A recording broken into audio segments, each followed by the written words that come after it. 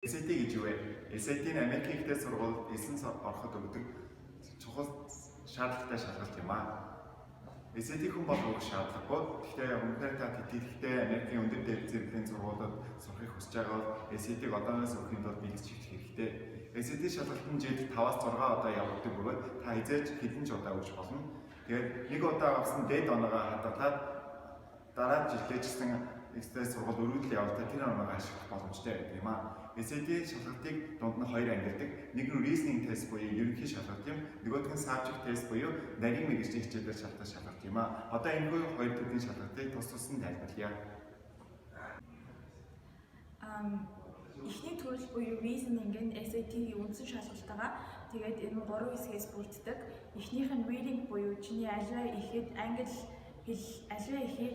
англи хэлээр уншаад зогсохгүй мөн дүн шинжилгээ хийх чадварыг чинь шалгадаг.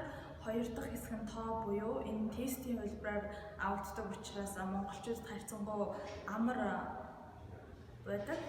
Тэгээд гурав дахь нь writing буюу чи санаагаа хэрхэн илэрхийлж байгааг чинь мөн англи хэлний бичих чадвартай чинь хамт шалгадаг. Хоёр дахь төрөл буюу subject test-ийг чи өөрийнхөө хүссэн сэдв болон дуртай эсвэл өөрийнхөө илүү сайн талыг сургуультад харуулахыг эсвэл сонгож өгөх боломжтой байгаа. Тооны шалгалт, физикийн шалгалт, химийн шалгалт, түүхийн шалгалт гэдэг хичээлүүдийн сонголт бол байгаа. Бидний бэлдсэн энэхүү бичлэг нь та бүхэнд хэрэгтэй мэдлэг олгосон гэдэгт итгэлтэй байна. Амжилт хүсье.